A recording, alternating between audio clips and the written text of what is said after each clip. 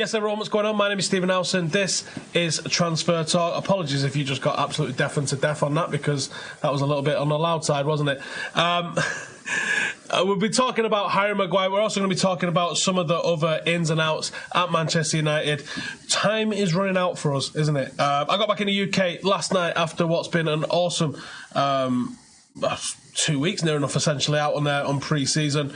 Met some brilliant people, was treated to some excellent hospitality, so thank you to everybody that we met over there. It was sensational. Good to see United out there in Singapore as well. First time I've been out in Singapore for 18 years, and the appetite for United was unbelievable. You wouldn't believe how many Inter fans were in the stadium. There's like a tiny little pocket like this. The rest of it was just red. So the first one that we're going to be talking about then is the ever-present, never going away, don't think it's probably going to happen and regardless anyway, and that is the Bruno Fernandes saga. This is officially now Gaetan and Schneider of 2019, isn't it? So according to various, Manchester United midfield target Bruno Fernandes says he'd like to play in England. Scored 32 times last season. Sporting Lisbon won 60 million. Again, that's various. Bruno Fernandes come out and said, I told Sporting I'd like to play in England, but I don't care about it right now. If it could be this season, it could be when the club decides. I'm not in charge. He said the only thing I can do now is I need to catch the plane so I don't miss it. Will this be the last match for Sporting? I don't know. It's the coach who decides. So it does sound like there's something in the mix there. He did sign a new 5-year contract only last summer, and although that deal was meant to have included a £31 million release clause, it just shows you how utterly useless release clauses are in the grand scheme of things, doesn't it? If a club does meet that fee and Sporting refuse to sell, they owe him £4.5 million in compensation. I think there probably is some level of interest from United with Fernandes, but I just think this is coming all from the Portuguese side. I don't think there's Manchester United driving this one at all, which you do see in some cases, but not in this one. The Portuguese press has just blown this one out of all proportion for me. I reckon that there's probably some sort of trigger, some sort of thing that needs to happen, some sequence of events that needs to happen before United will go, yeah, let's go get that guy. I don't know what those are, and I don't, excuse me, think that those conditions have been met just yet. Excuse me. I do apologise. I think I've got the flu from the plane on the way home.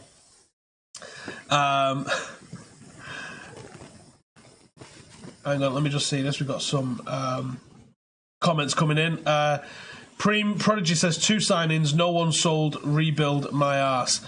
Now, I did mention a few weeks ago, actually, that I'd heard that the manager wasn't going to be as backed as he was first thought, which was kind of worrying as that came out. And to be honest, I think it was always going to take several windows anyway, but I think we all wanted to see like 5 or 6 coming in.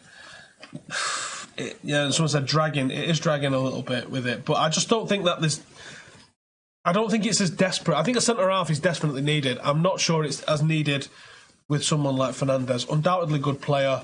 Don't see how he definitely levels up United the way that Wan-Bissaka did, the way that centre half would. I think someone like, I know he's now just signed for Spurs, but an Ndombele would have done that for me. So Ivan Perisic is the next one that we're going to be talking about then. According to Calcio Mercato, United could have the chance to sign Perisic from Inter Milan after they failed to land the Croatian 2 years ago.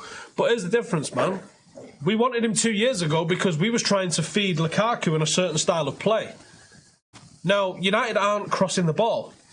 Look at United's style of play at the moment. It's to work the ball into the box, to pass it into the box, not to cross it into the box.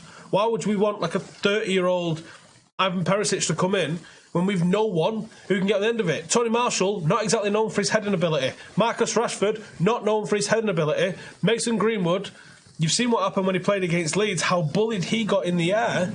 Who's got to get on the end of these headers? We haven't got Fellaini anymore. What is the point of having a player who crosses with no one to get on the end of crosses? We're a different style of team. Perisic makes no sense whatsoever for me. So let's just completely write that one off as utterly ridiculous. I can see why Inter want to include him in any sort of deal, but I actually think Inter would be better served keeping hold of the guy and having him play balls in for Lukaku should they manage to get that transfer over the line. Now, Harry Maguire. According to Bleacher Report, they went big on it straight away and said United finally agreed terms on the £80 million Maguire deal. Now, that's quite certain. No room for wiggling in there. Mike Keegan of the Daily Mail says, Maguire to United remains ongoing. From what I've heard, I'd be surprised if it didn't happen before the end of the window. Very surprised. And the Leicester Mercury says that there's been no progress in talks over a possible exit, and he looks set to remain at the King Power next season. So you've got no progress, staying here, signed, and it remains ongoing, but think he's going to sign. My understanding of it is that Leicester wanted 90 mil, United didn't want to pay 90 mil, negotiations were ongoing, and that could go either way, I guess. But United definitely want the guy. Why the hold-up now? I think you're entering that period where the agreement is either close or it's not going to happen, which I know is a nightmare scenario to be in, but I feel like it's the close one. I don't think like it's the not going to happen one. I feel like this is that crucial time now where, you know what, it's gone quiet. Excuse me. It's gone quiet. Why has it gone quiet? Well, I think it's gone quiet because it's in those final stages where you're just waiting for things to happen. I think we'll probably get him done, to be honest. And I wonder if he'll join up in Norway with the squad. I'm not sure he'll be able to get out over there for China. Make sure to like the video as well. If you've enjoyed the tour vlogs, let us know in the comments which one was your favourite, or which moment was the favourite. Was it the Jesus stuff? Was it the quackers? Was it the dad dancing? Let us know in the comments which bit of the vlog you guys enjoyed the most. Get it in there. Nicholas Pepe then, that's a new name that's sort of come up in the last couple of weeks. Lille President's been bumping his gums, which has probably helped that. He says, Gerard Lopez revealed that the winger is close to sealing an exit with United and Liverpool, thought to be battling for his signature.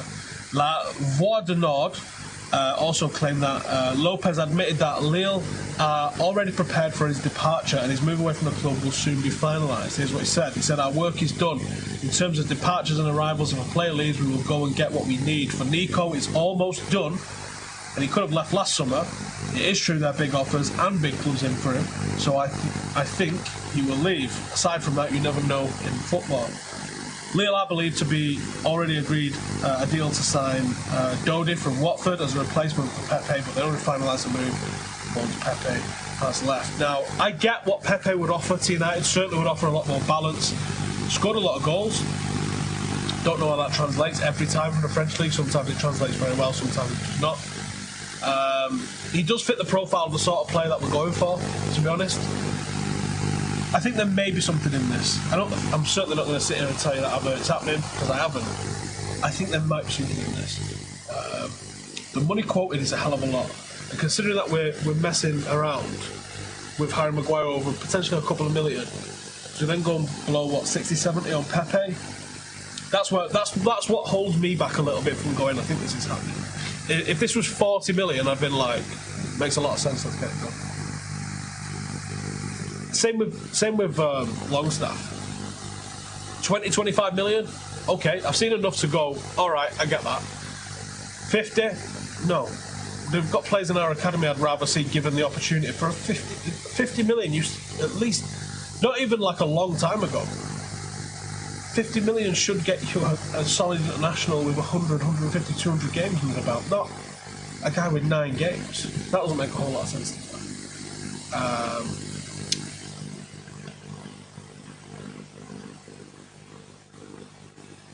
In terms of outs, we've got Inter obviously going on with Lukaku. I think apparently there's a buzzing noise. Hopefully that's cleared it. Nope, looks like it made it worse. Nope. Right, if you can hear me, I'm going to wrap it up. Thank you guys for watching. We'll sort the tech issues out and get back to you next time. Latest.